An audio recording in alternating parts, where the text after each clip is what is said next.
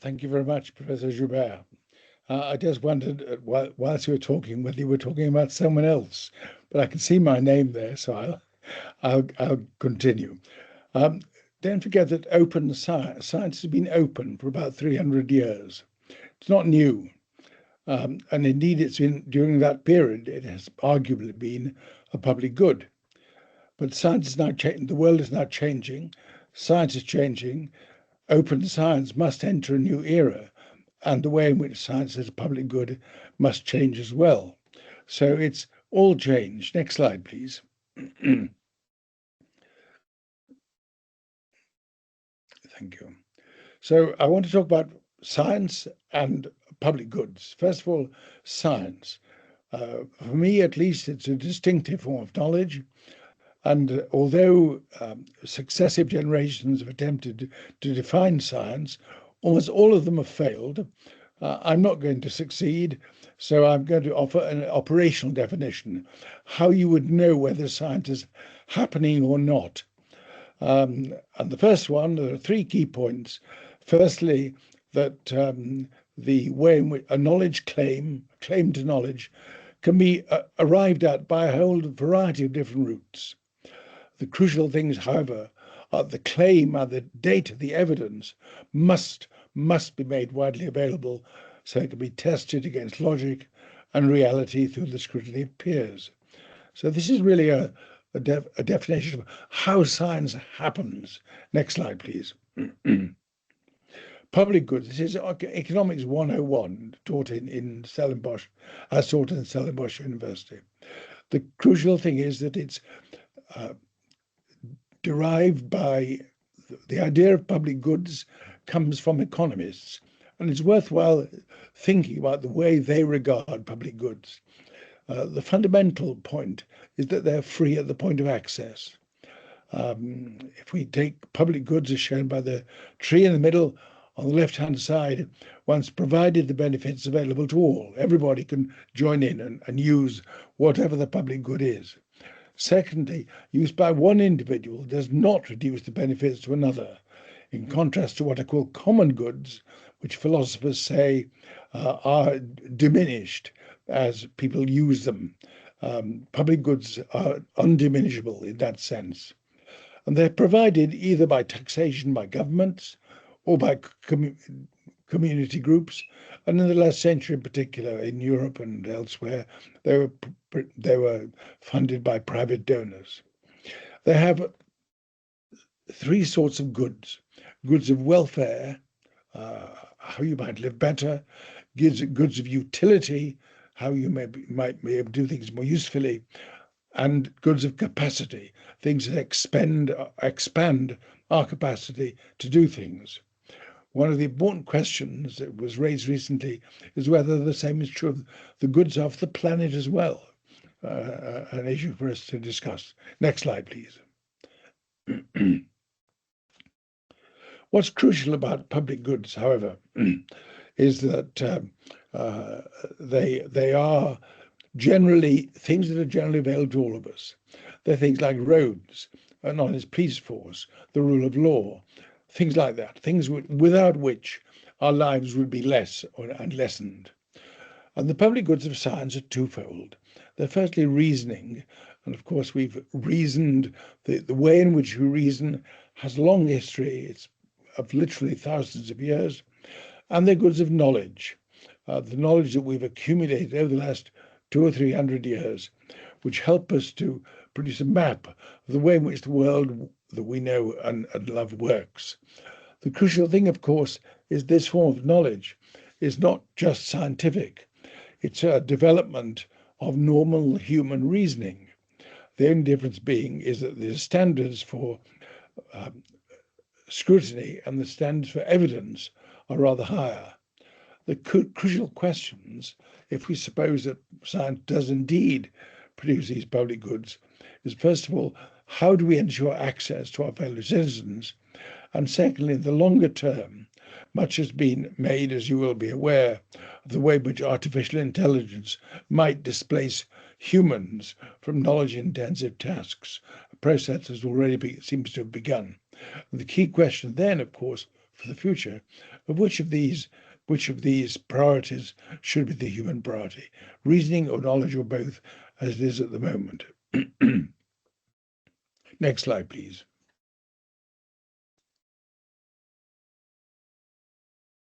At this point, let me bring in three witnesses. First of all, Joe Stiglitz at the top here, who was a Nobel Prize-winning economist, who asserts that knowledge, or science in our sense, is a global public good. It has no marginal cost. It's therefore counterproductive to deny access. And then a very important statement from John Wilbanks, who's a geneticist and data scientist.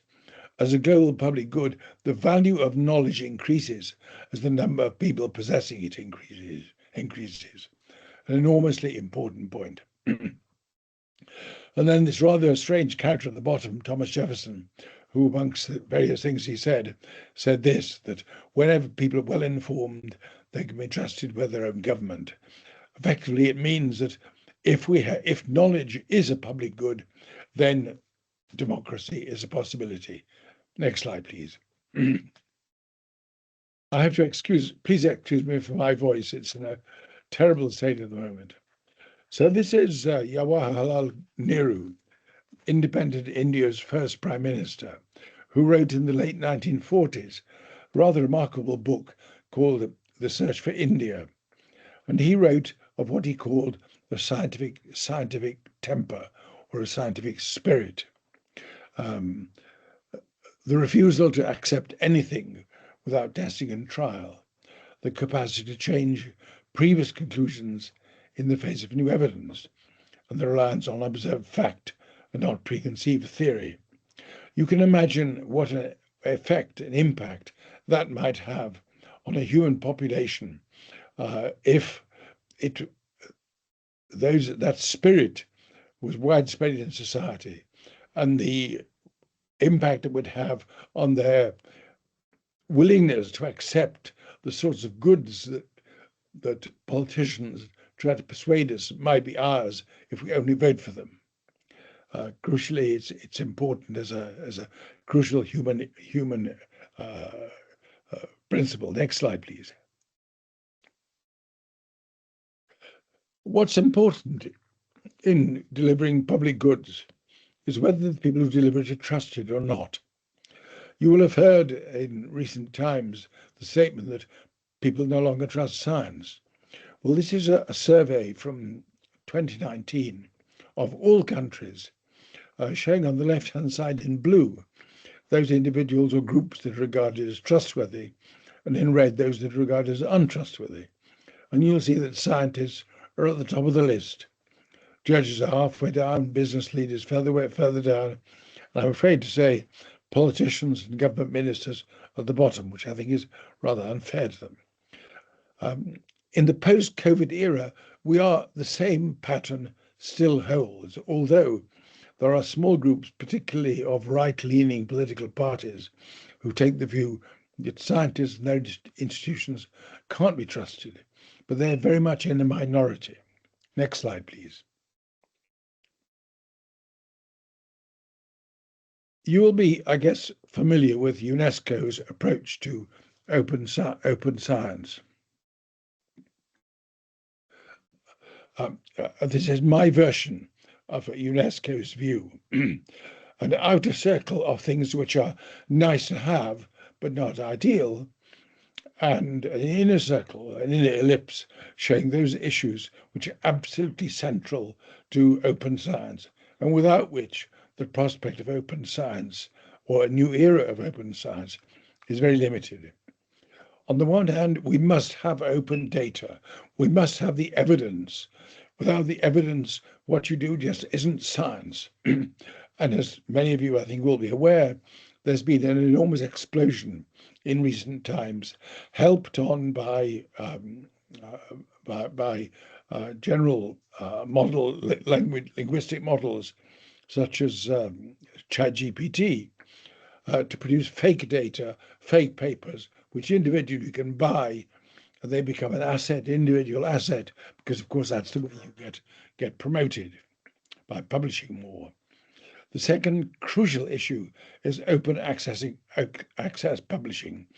Without access to the output of science, then science, frankly, is an enterprise that's hardly worthwhile. At the moment, it's almost entirely contained within the scientific community.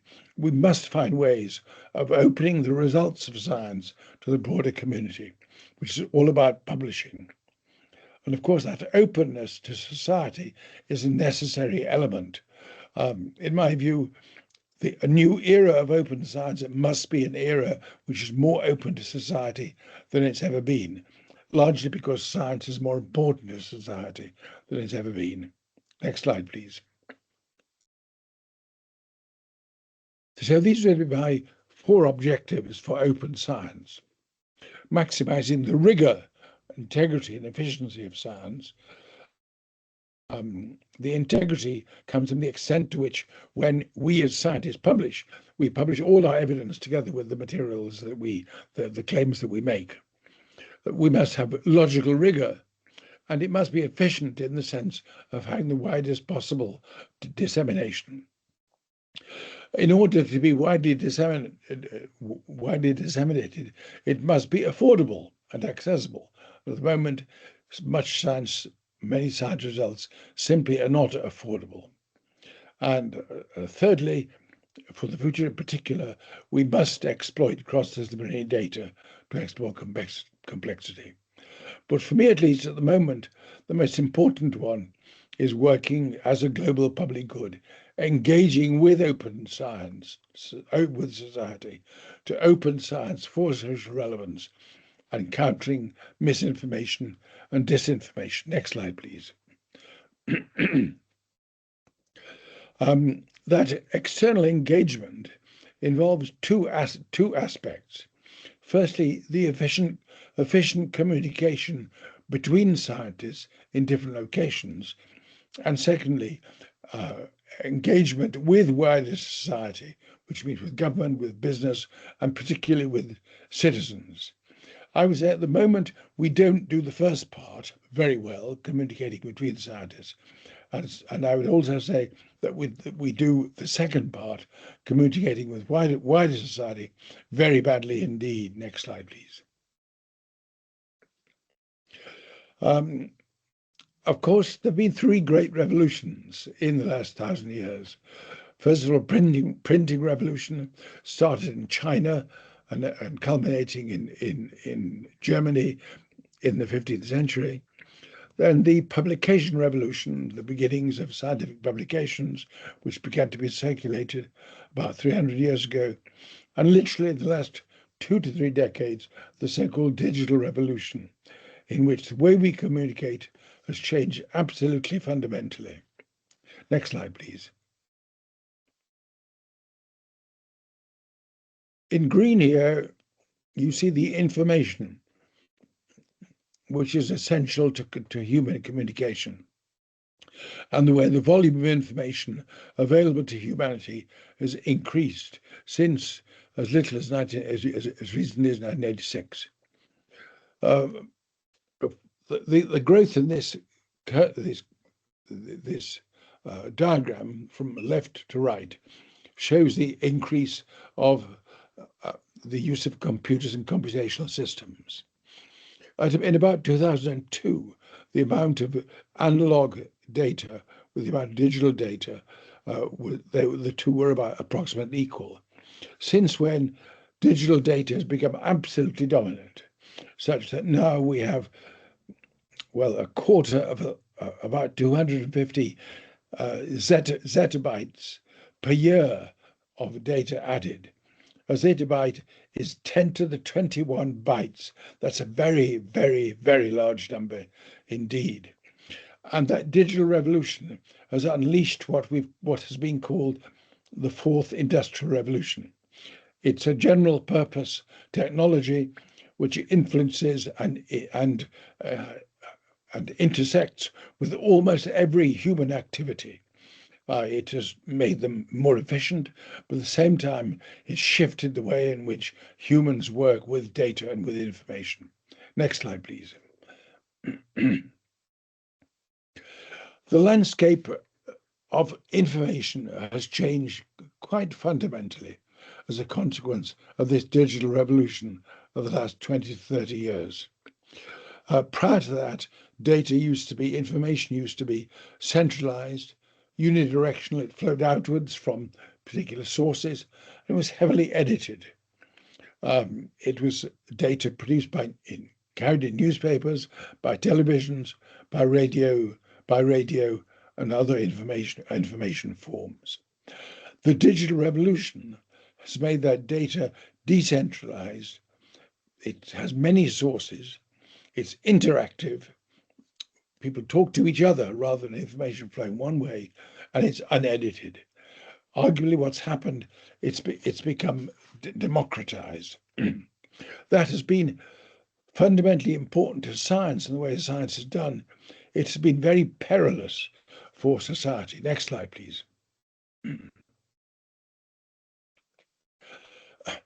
Artificial intelligence, as I've said, is a new general purpose technology. It's begun to change things already, and it's shifting the patterns of employment. This is between, I think, 1997 and 2037, 50 years. And it shows a trend which we already see around us, whereby jobs are being lost in manufacturing and are being developed in service industries. However, the balance isn't equal. What's happening is jobs are being lost and stayed lost. And the question arises when a student, whether in Africa or in Europe or in Asia, does the calculus of whether or not they can afford the time or the money to go to university, whether they can get a job in the long term is crucial. And what they should study then becomes crucial for them, because as the patterns change from manufacturing towards service industries, then so does the pattern of jobs change, and the pattern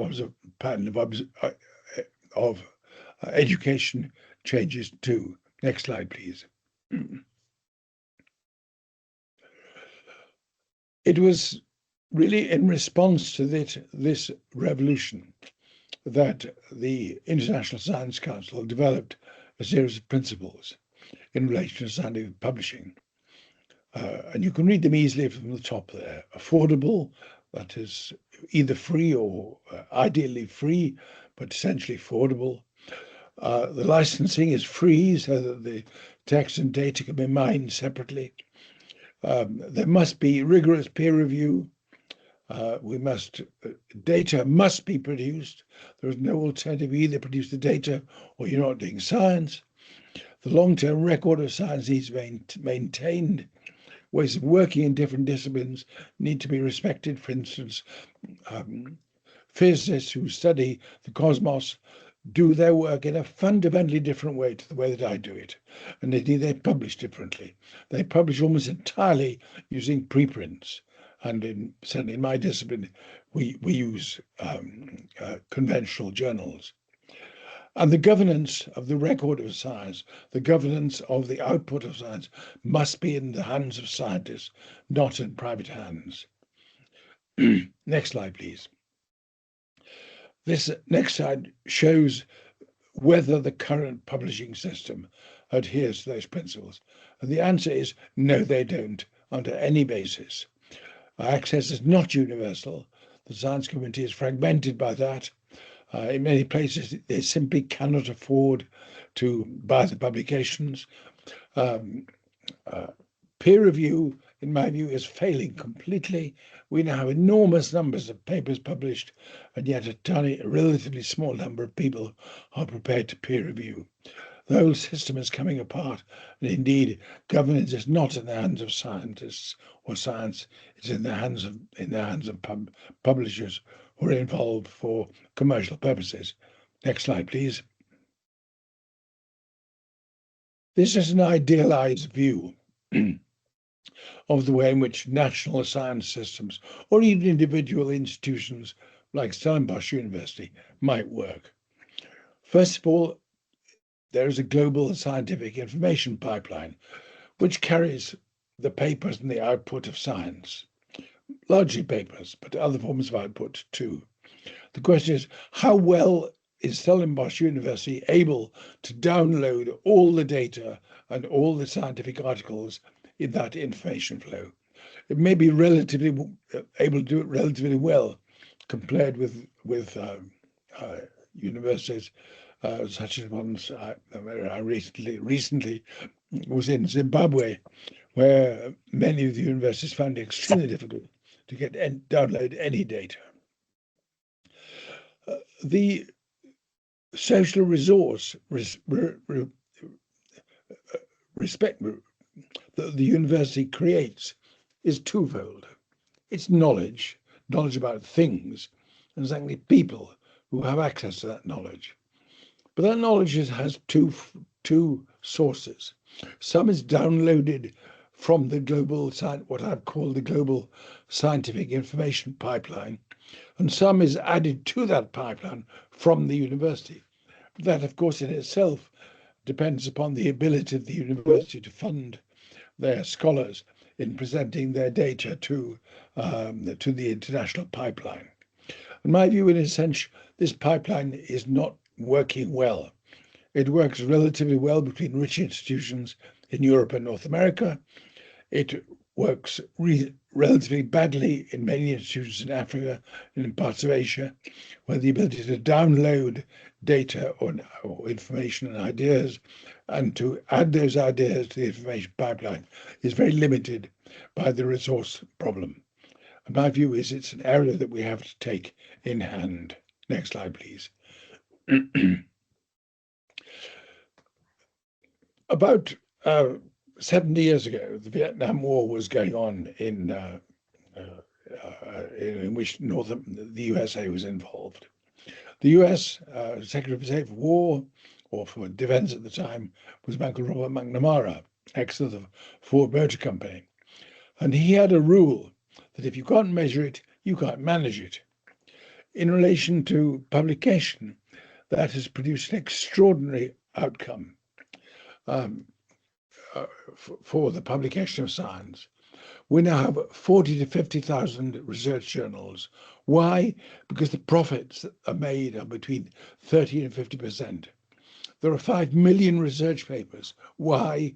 Because our universities depend upon the research paper as the index of your excellence as an academic.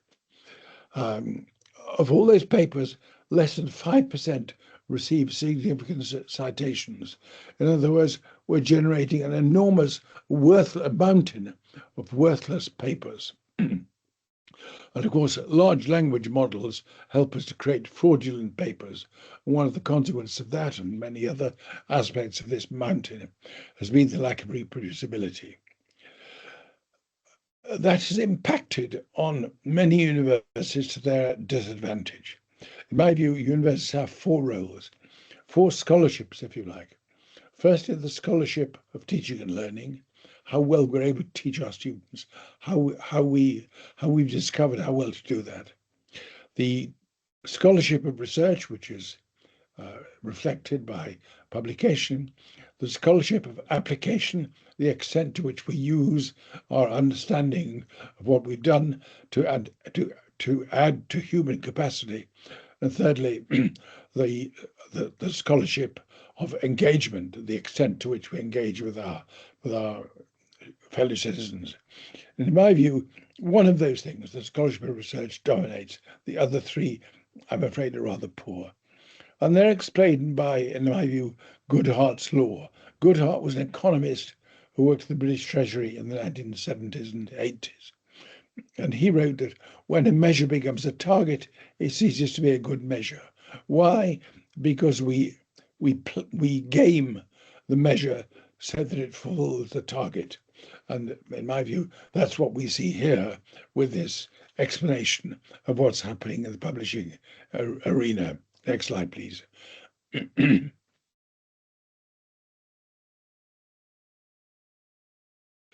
So the dominant commercial publishing model is that the model is a monopoly based on the reputation of those who publish in its journals.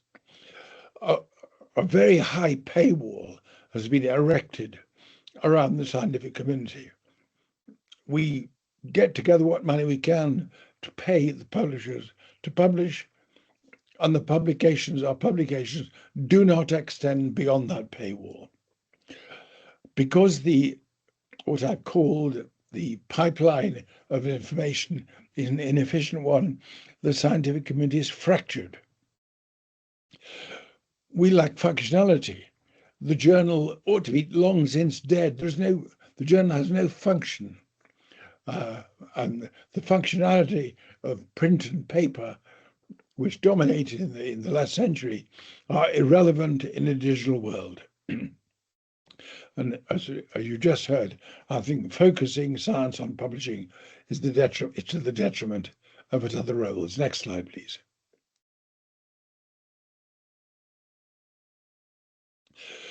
So there are some reforms that many bodies, including bodies in Africa, are involved at the moment, attempting to work together to reform the way in which we publish in particular. The use of preprints and preprint servers is being advocated very, very widely. Open licenses are being advocated, but again, the high impact journal publishers will refuse to accept your paper unless you give them the license. The data is not adequately made available, and that's our fault. We have low standards when it comes to the way in which we work. Novel forms of peer review are seriously needed, and we need ultimately to promote global governance within the science community and its institutions. Next slide, please.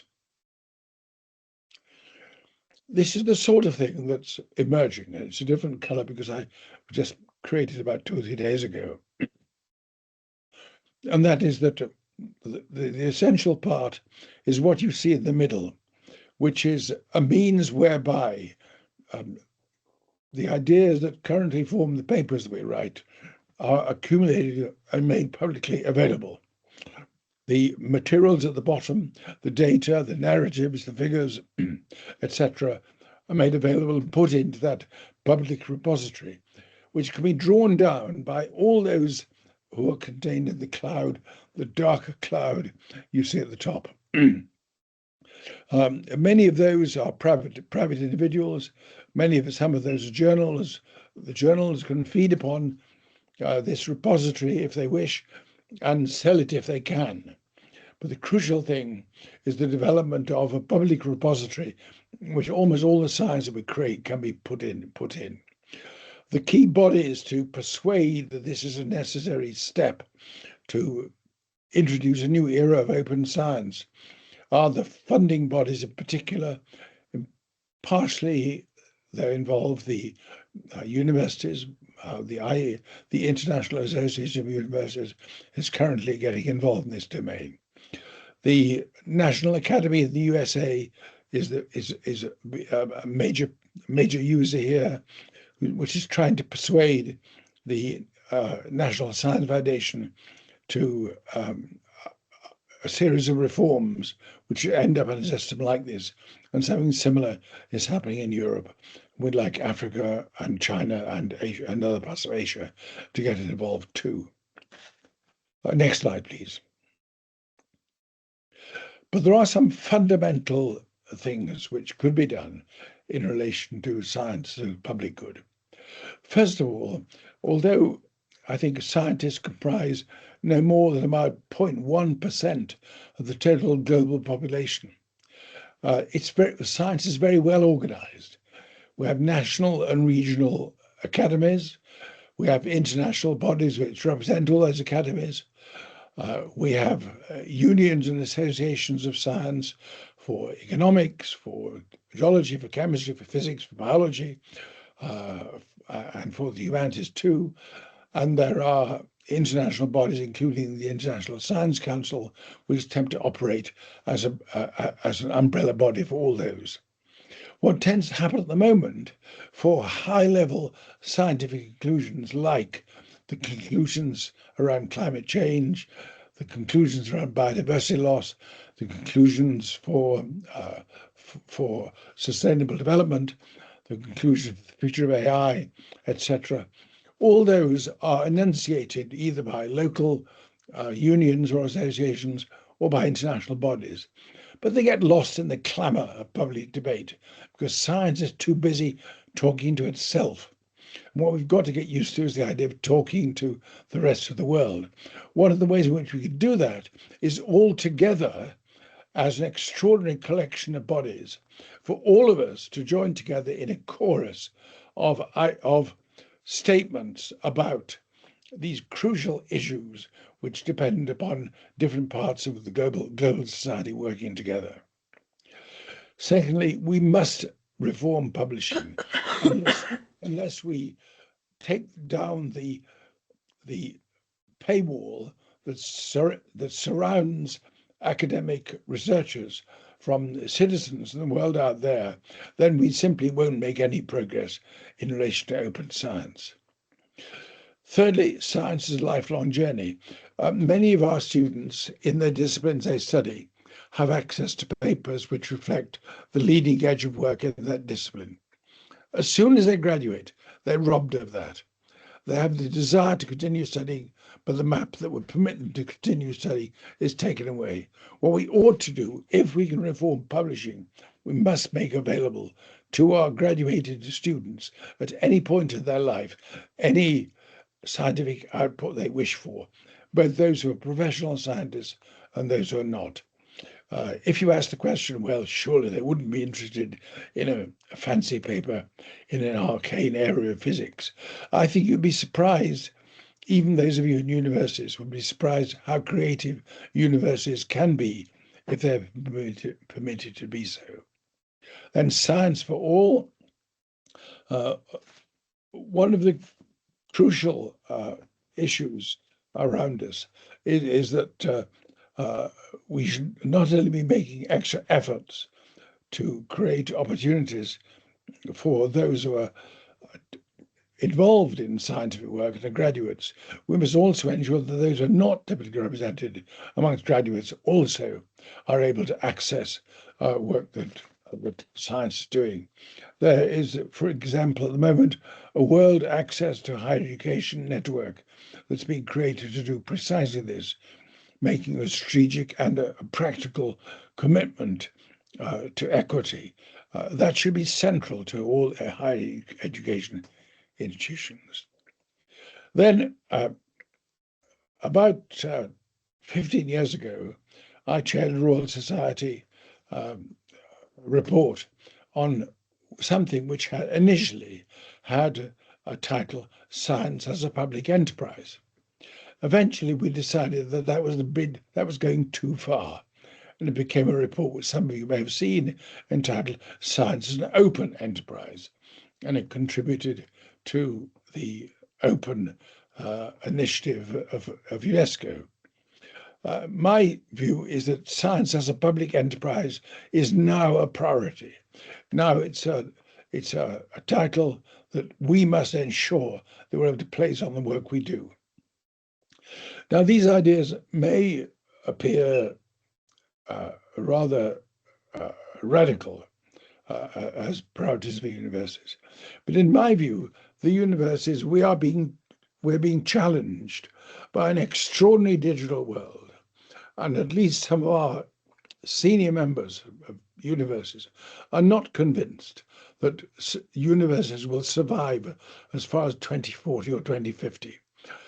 And my view is that the way for survival, the way that we must work from now on, is by opening ourselves to our fellow citizens. Our universities are preeminent institutions of public science in most societies and need to evolve as the need for public science evolves. These options that I set out are not inimical to the essential role of universities as centers of knowledge creation, accumulation, and dissemination. They're absolutely central, at which point I'll finish. Thank you. Thank you very, very much, Professor Boulton. That was a lot to digest and a lot to think about. So I'm going to kick off with the first question, and then I see there's already one question in the chat as well. I want to ask you a pick up on that idea that we are producing what you refer to as maybe not entirely, but to some extent, worthless mountains of research, all these millions of papers that are being published every year.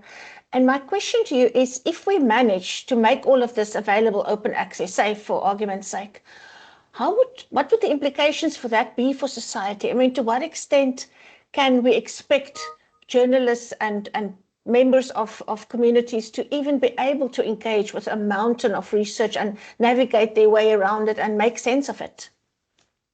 Well, I think the two, my response is twofold.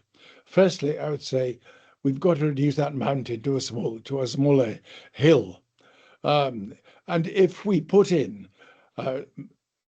minimum standards for publication by putting governance in the hands of scientists, then inevitably that mountain will be reduced, largely because a large part of it is made up of stuff that is literally rubbish, and most of us would regard it if we saw it as that. So I think the first thing, reduce the mountain.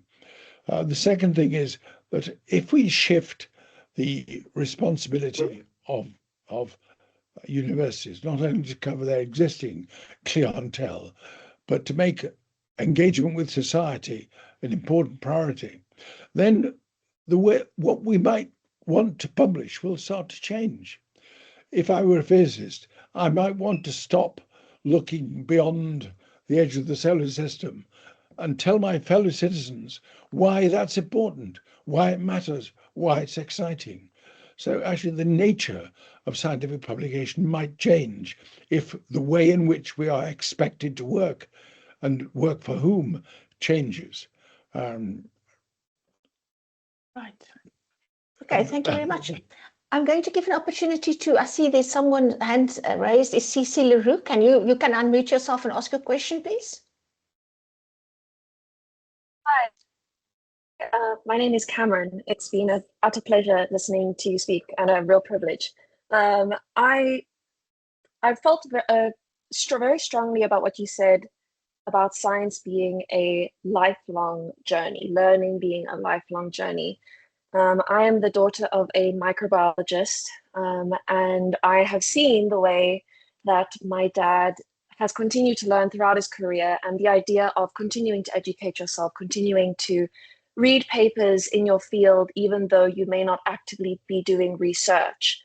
I also feel that as valuable as engaging with science is as you continue to grow and become older, I also feel that being able to access science when you're younger is important. And it stands out to me, the idea that science is something that you only really begin to access when you reach a certain age in school, or when to a certain point in your tertiary education, where being taught how to read academic papers and pieces of academic literature becomes widespread.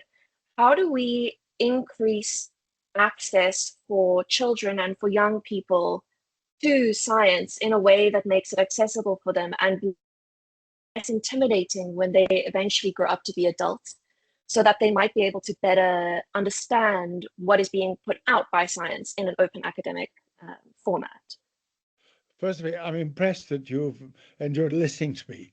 I hate listening. My voice is so terrible that listening to me I find extremely painful. But anyway, takes all sorts. Well, first of all, the easy bit is engaging with our graduates. And we really ought to do that.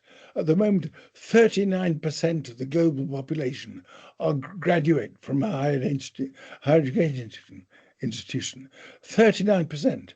By 2040, that's likely to be 50%. In other words, the proportion of graduates globally is not small, and it's growing and growing fast.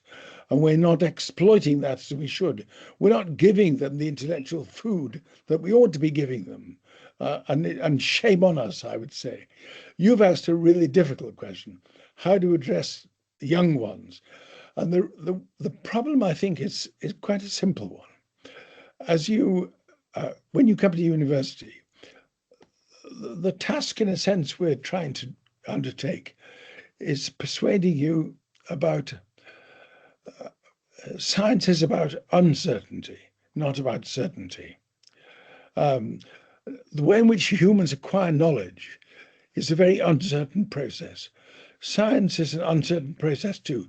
It's just more uncertain than all the others. I remember Tony Blair when I was on the UK Council for Scientific Technology, and he left us. He said he commented that how come, he said, that you scientists who claim that what you uncertainty is your priority, your influence is so much better than ours, and we deal with political certainty. And I think the real problem is, how do you teach a 7-year-old? How do you introduce the idea of uncertainty with a 7-year-old child? You're trying to persuade them that the world is a comprehensible, safe place to live. And yet here am I talking about developing ideas of uncertainty. And actually, I think that you've got to be, the best way to start is not by telling them about physics and the cosmos, although let me slip in quickly that the part of science which has the greatest appeal to most people is astronomy. They love astronomy. It's the most important part of science, I think. Anyway, that's by the by. So, and of course, young kids should be, they can see the night sky. You can spot Saturn and Jupiter if you're careful. The real issue is, how do we get them to reason in a scientific way? And here I go back to, I think, Neru's wonderful description of what he called a scientific temper. That's a temper I would like to see developing in a child.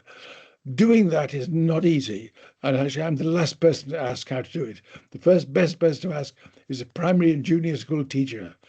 And the problem really is, of course, that we have our curricula, scientific curricula, set often, I'm sorry to say, by politicians who want to make sure children know this fact or that fact. I don't care what facts they know. I want to, can they think? And the key thing about humans, and the reason why we put ourselves in this remarkable position on the globe, the ability to create paradise or the ability to blow ourselves to smithereens, is because we can think. Ben Okri, the Nigerian poet, once wrote this wonderful line which explained to me what universities were for. Universities, he said, are there to help a student conduct the act of self-discovery. I thought, right, dead right. So actually, your question is a very difficult question, but one that we ought to pay attention to. And someone involved in the center of CEST ought to be central to their interest. Right. I want to quickly acknowledge a comment by Dr. Zwick, where he talks about the importance of making, science not only publicly available, but also more accessible in a language that's digestible to ordinary people. So not necessarily always the original, journal articles, but some kind of translation, some kind of meaning making from that's relevant to people. And I'm sure you will agree that is where so many other role players come in. It's not only the scientists themselves, but scientists being willing to work with journalists, to work with writers, to work with documentary filmmakers, or whatever other people can help with that translation process. Do you agree with that? I think it's enormously important. And actually, I don't agree that the scientists shouldn't be doing it. I think they should. They're not necessarily as well, of course, as well as them. I think they should. I think one of the assumptions that we make is we produce our paper of some remarkable phenomenon, and then we put it out there, publish it, and we suppose that politicians or citizens or businesses will come and access it because they need to. And the answer is, no, they don't. They just leave it. It rots away. All that happens is some other wretched scientist will read it and write another wretched paper. We've got to, at all levels, embrace our fellow citizens out there at all levels, not just individuals, but also governments. And we don't do that. They tell us not to do it. They tell us, please don't bother us. If you send it, we'll come to you. No, we should make their lives difficult. Right. I think, I mean, this is such a rich topic for discussion. I just quickly want to add to that, I think a big challenge here is the incentives for scientists to do that, the reward systems, the recognition for doing that. But that's a big discussion. I think actually I would like to suggest to my colleagues at Stellenbosch University that maybe we have a separate session on this, how can we change the system? Not only the publication system that you talked about today, but also the reward and recognition and incentive for scientists to engage with society. And how can we measure that? What indicators can we develop? But then also, I want to quickly there's one more person that's been waiting patiently, Camilla Ellis, or is it Ellis Camilla? I'm not 100% sure. Can you please ask your question? Okay, it's Camilla Ellis. Right. And that is also what I wanted to say. I left the academic world behind a long time ago. I'm a public librarian. I work in a public library. And every time I read an academic article, the older I get, the more difficult it gets to analyze. And that scientific information should be made available in a form that everybody can understand, not just the academics. Yeah, I agree. I agree with you completely. I think the step that I'm advocating is one where not only do we put our stuff out there, but we actually explain it in words that are comprehensible to our fellow citizens. At the moment, we're very bad at doing this. We wrap what we say in jargon terminology, which only 2 or 3 people can understand. And we really got to get beyond it. But my view is if you incentivize universities, bodies to go this way, then that's what they will do. They will do that. Mm-hmm. So I think you give a shove in this direction and then they'll do the right thing. If I can come back then, Professor Joubert, to your comment about incentives. It's of course central. It's the McNamara view, if you like, of the world. And the bodies that are attempting to create change are at the same time recognize they've got to crack this one, which is a really difficult one. Can they find other ways of giving credit without having some of the baleful effects that the current system has? Right. I wish we had more time. It's really such an amazing discussion, but unfortunately we have to wrap up now. Joseph, can you ask your question in 10 seconds? Thank you. I'll try to do so. I saw that, Prof, you mentioned that one of the possible solutions could be having a full stack public repositories. What extent do you think universities... Can you say last phrase, please? Say the last phrase again. Yes, no, I said that I saw that in your presentation you said one of the possible solutions for us going forward could be having full stack public repositories. Yeah, so I wanted to know what role do you think universities can play in this role in making available these public repositories? Well, I think universities are the bad boys in all this. They hate to do anything apart from complain about money. And I can say that having held a senior position in the university. Of course, most of us also belong to unions, associations, academies, or whatever. So if you like, there are 2 players in the game. If the universities were to become involved, it would be very, very positive. Because I've been involved in the International Association of Universities effort to promote open science within the university system, and that's going, but it's going very, very slowly, and I understand why. But yes, I think libraries, of course, have been ahead of the universities on the whole.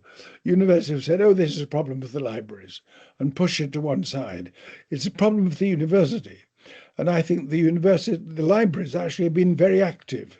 And I think the time has now come for the international bodies that represent university libraries to engage with the various bodies that are trying to create change and at least move with them.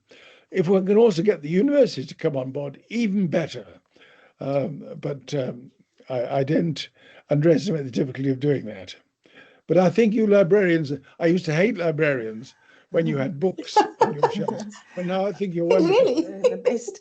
So, colleagues, unfortunately, that's all we have time for today. I'm going to invite my colleague Siwewe Bangani, who's really been a driver behind this event, to just wrap it all up and do a vote of thanks for us. Thank you so much. Okay, thank you so much, Professor Jupe. Maybe before I start with my vote of thanks, those who are comfortable, please, if you can just turn on your cameras. We just want to quickly do some print screens for our internal reports here.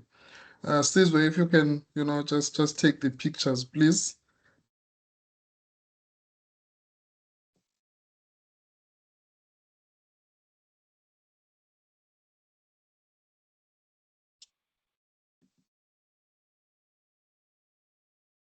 I'm sure, Sizwe, you have taken a few, isn't it?